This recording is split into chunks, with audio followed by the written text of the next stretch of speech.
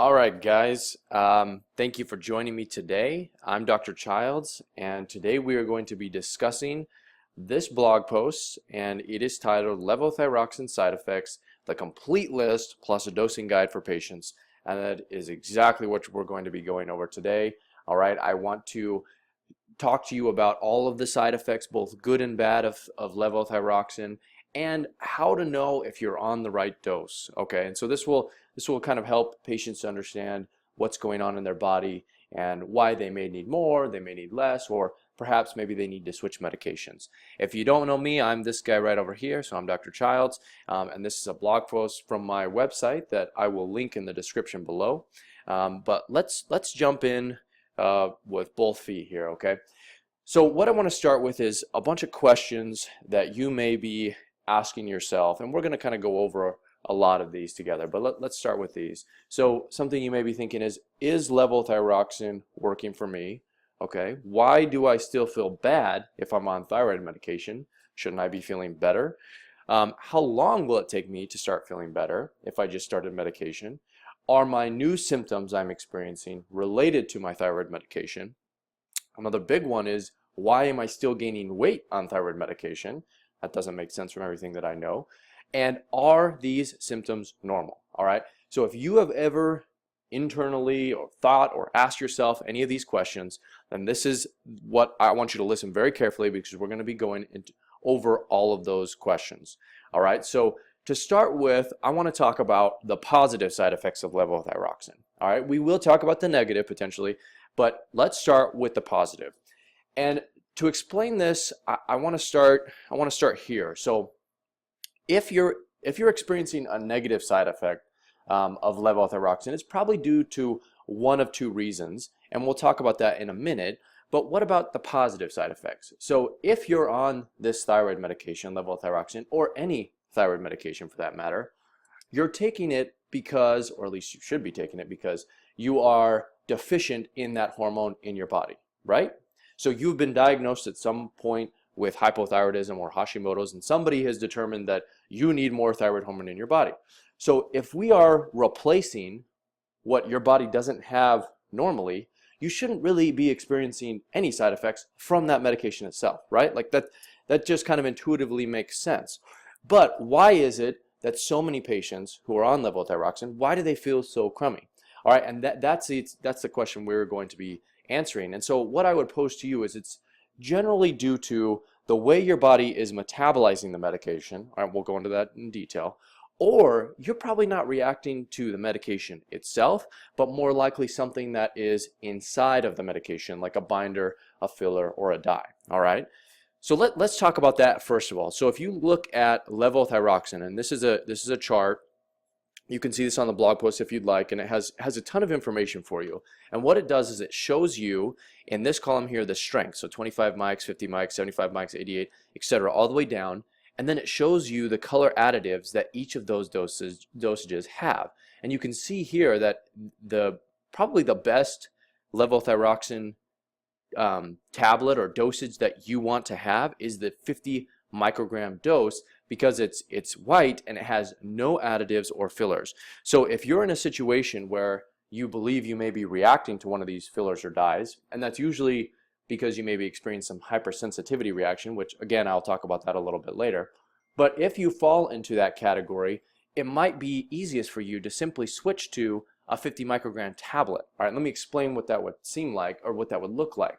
So let's say you were on 100 micrograms.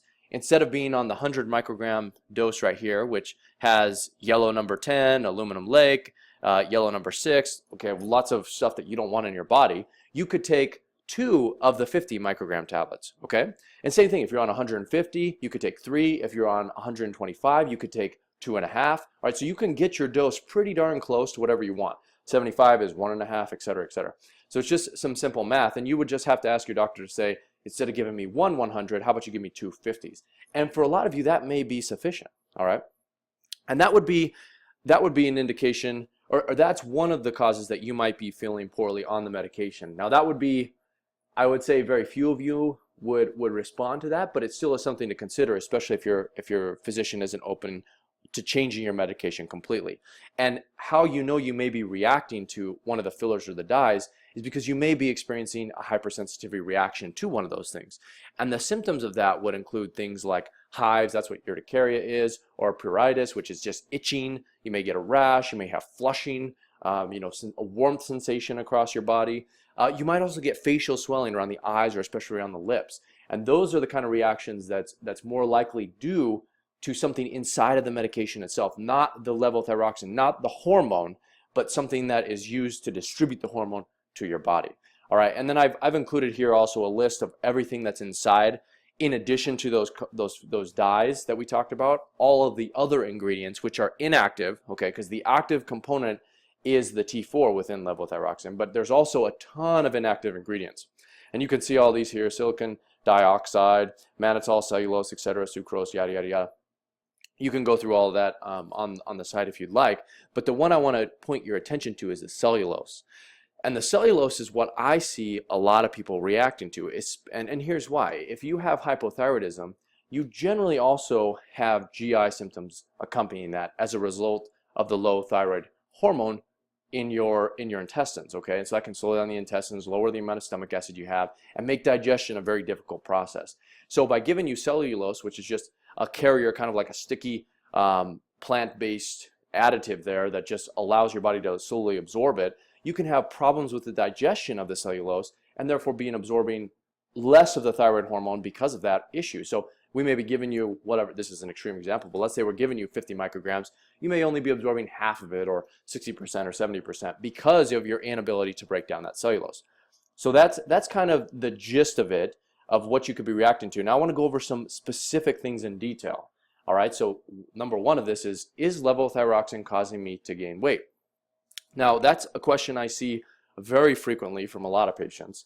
And the answer to that is maybe, and I'll explain why. So I didn't include it in here, but on one of the lists of the side effects of the levothyroxine, the guide that comes with the medication, it lists weight gain as a potential side effect. All right, it doesn't say why, but what I think can be happening in a lot of patients is that they, instead of taking the T4, which is the inactive form of thyroid hormone, and converting it to T3, which is the active form of thyroid hormone, many of these patients are likely taking the T4 and turning it right into reverse T3. All right, they're doing the exact opposite of what their body should be doing, and they're taking an inactive reservoir of the thyroid hormone in their body and creating more anti-thyroid metabolites instead of the free and active form. So you're basically just fueling the fire, which is cellular resistance of thyroid hormone, by taking more and more T4.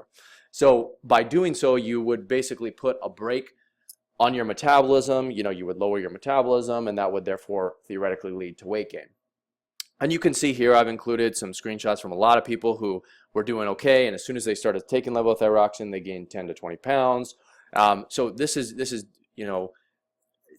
something that I've seen a lot of patients experience. It's not just like this isolated 2% of patients who take it. I would say more likely on the range of 20 to 40% of patients that I see have this negative side effect. So what to do if that's the case? I've included some thyroid conversion charts in here if you're switching medications, or how to do that. We'll talk about this a little bit later, and I have a video by itself, but that's something you can certainly consider as well. The next thing I want to talk about is this question, and is levothyroxine making my hair fall out? And that could absolutely be the case, all right? So what you're going to tell me, well, I'm low on thyroid hormone. What if I give my body back thyroid hormone? Shouldn't that make my hair come back? Well, potentially, right? But you could be reacting to a filler inside of the medication itself. But in addition to that, you could also potentially be taking too much, which could cause more hair loss. Or you could be subjected to one of the side effects of the medication itself. One of the negative side effects of levothyroxine is hair loss. Okay, it is a side effect of that medication itself. So you may be taking the medication hoping it's going to grow your hair back, but in reality, one of the negative side effects is hair loss. So that can make things a little bit difficult if you fall into that category, because you're thinking, well, do I just need more, or is it the medication? Do I have too much? The picture gets a little muddy at that point. But generally, switching medications, in my experience, is enough to fix that issue. I've also seen a handful of people who have exacerbated nutrient deficiencies when they now get a supply of thyroid hormone in their body. And in that case, it's usually iron, zinc, and some other things. So that would be, again, it's not, I know this isn't super clear, but we're not necessarily talking about hair growth today, but those are the things to consider if you have noticed an increase in hair loss as a result of taking the levothyroxine. So just know for today that the medication might be the cause of that, all right? So going up may not be the answer, although it could be, all right? I've included here a list of nutrients that are involved in the production of hair. So what'll generally happen is if you don't have any control over your situation, and what I mean by that is if your doctor is insistent that you need to be on levothyroxine and he's, or she is unwavering in terms of switching you to a different medication, what I want you to consider is looking into the nutrient status in your body in regards to zinc, iron, vitamin A, and selenium. And I've included some studies here that show that, first of all, these micronutrients can be deficient in setting of hypothyroidism, but in addition to that, they're also required for the growth of hair. So many of you may just be deficient in these, and that may be exacerbating your hair loss. So switching these or repleting these may be enough to stop and halt that hair loss. Even if, let's just say, even if it just halts the hair loss, I would consider that a win. I know most of you really want your hair to grow back, but at least not making it worse is something, would be a step in the right direction. So the next question is, that I get from a ton of patients is this: is my dose of levothyroxine right for my body, right? And this is the question a lot of people ask, because when they're taking the medication, they're like, well, shouldn't I be feeling better? And yes, if you are deficient in thyroid hormone and you are taking thyroid hormone to replace that deficiency, you should be experiencing these side effects, okay? Your energy should be improving, right? Especially if you have fatigue. Your weight should be dropping, because that's one of the benefits of thyroid hormone and the action of thyroid in the body. Your hair, skin, and nails should be improving. Your mood should be improving. Your menstrual cycle should become more regular. Your joint pain or muscle soreness should be reduced, and you should not be having constipation. So why would you be experiencing these symptoms if you're replacing that deficiency in your body? And that's what we're going to answer right now. And so there could be one of two things, right? So the first one is perhaps you're just not on the right dose for your body. Maybe your doctor is simply just basing your dose off of the TSH, and maybe it's just a deficiency of that thyroid hormone. Instead of needing 100 micrograms, perhaps you're on 50, or instead of needing 150, perhaps you're on 100, and getting that extra might be enough to completely eliminate these symptoms for you. Now, that isn't always the case, because that which brings us to number two, and that is perhaps levothyroxine or Synthroid or whatever T4 medication you're on, tyrosine, etc., is not the best medication for you. All right, and I've done a video on this extensively, but I do want to go over it kind of briefly here. So what I've done is I've broken down the different types of thyroid medications into these subcategories here. So I want to talk about what patients should consider which of these. So the first one is who should consider using natural desiccated thyroid like Armour thyroid, Nature thyroid, WP thyroid, etc. Who should consider using T3 only medications, and then who should consider using T4 only medications. So let's start with the NDT, and I have this list. You can go to my site and save this to Pinterest or whatever, so you can keep track of this image, but I find it to be very helpful for a lot of patients. But those who I believe should consider using NDT medication are those who fall into these categories. People who have not felt better on T4 only medications, all right? People with mild weight problems, 10 to 20 pounds overweight, kind of, in that area there. Those who have never been on thyroid medication before, or those with low free T3, low free T4, and relatively normal reverse T3. And we'll talk about that in this next section. But who should consider using T3 only medications? Well, for sure, those with high levels of reverse T3, those with leptin resistance, insulin resistance, diabetes, and prediabetes. I'm going to lump that all into kind of one category there. Those with extremely low body temperatures, those with a personal history of bipolar disorder or a strong family history of mental health issues, and those who have failed T4 medications and NDT. All right, so what I want to draw your attention to these two areas here, because if you're on NDT or if you're on T4 only medications like levothyroxine and you are still symptomatic and your TSH has been suppressed and you have never felt better no matter what your dose has been, then perhaps you should consider either that you might fall into one of these categories. So what I would recommend is, I would say, if I were you, I would just look at these and go through this list and say, okay, well, Do I have 10 to 20 pounds to lose? Check yes. Have I felt better on T4?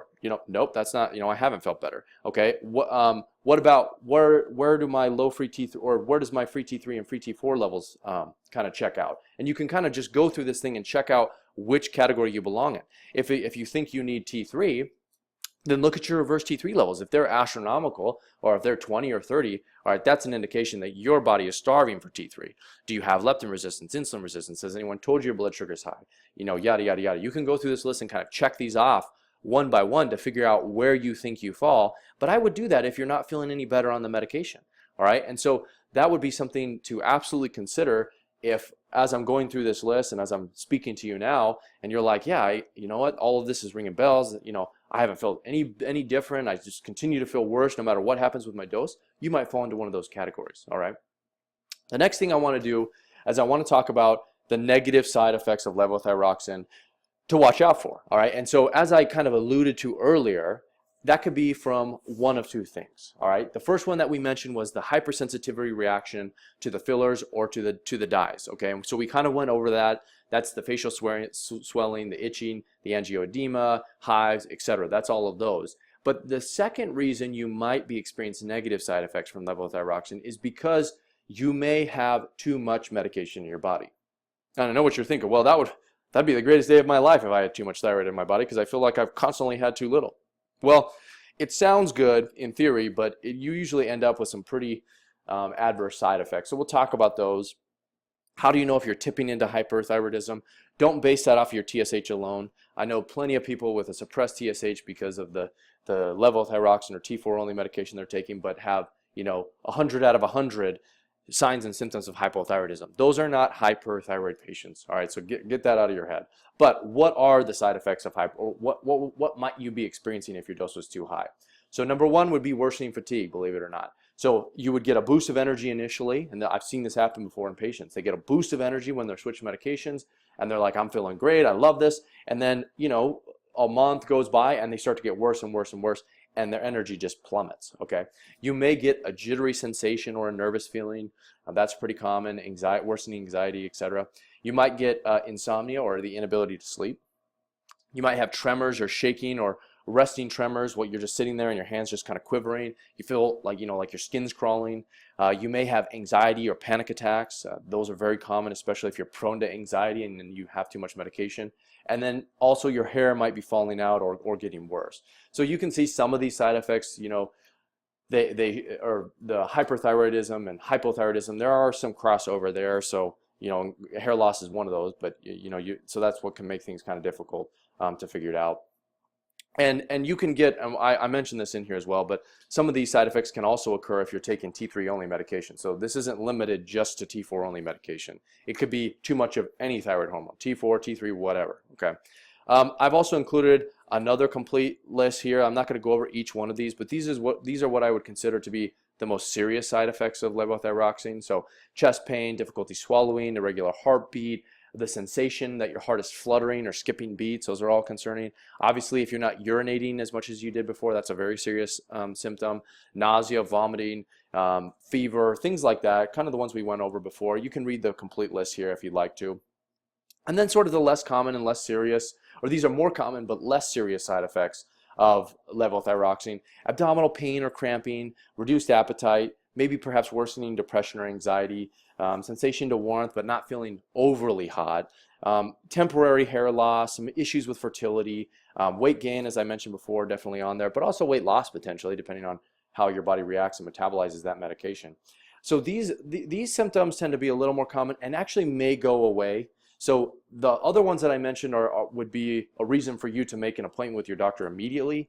These more common, less serious ones may only be temporary, but if they persist longer than 2 to 3 months, I would say at least go back into your doctor to reevaluate to see if this is a medication you should be on, because you really shouldn't be feeling crummy if we're replacing the deficiency in your body to begin with. Now, there's better ways to approach that, but as I said before, if your doctor is unwilling to work with you, then you kind of have to do what is available to you, and that can make it frustrating, but it is the situation that you might be in. All right.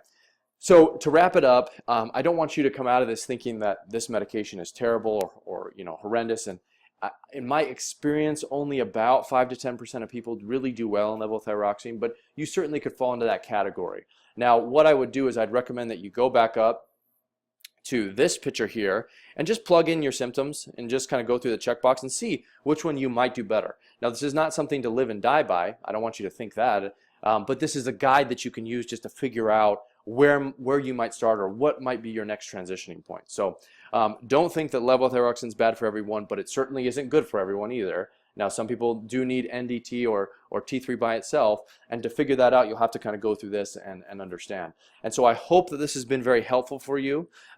If you've been experiencing negative side effects related to levothyroxine, and you believe it may be a hypersensitivity reaction, that'd be an indication to perhaps switch to the 50 microgram dosage. And if you think that it might be due to the metabolism of your body, or then you might need to switch medications entirely. And if you think it might be because you have too much, well, the easy answer to that would be to just reduce your dose and kind of go from there. So anyway, I hope this was really helpful for you guys. I love doing these things. So if you have any comments, suggestions, anything like that, feel free to leave them in the comments below. I'll have a link to this post so that you can get to it if you'd like to look at these images that I reference or anything like that. And otherwise, I'll talk to you guys soon. Thanks.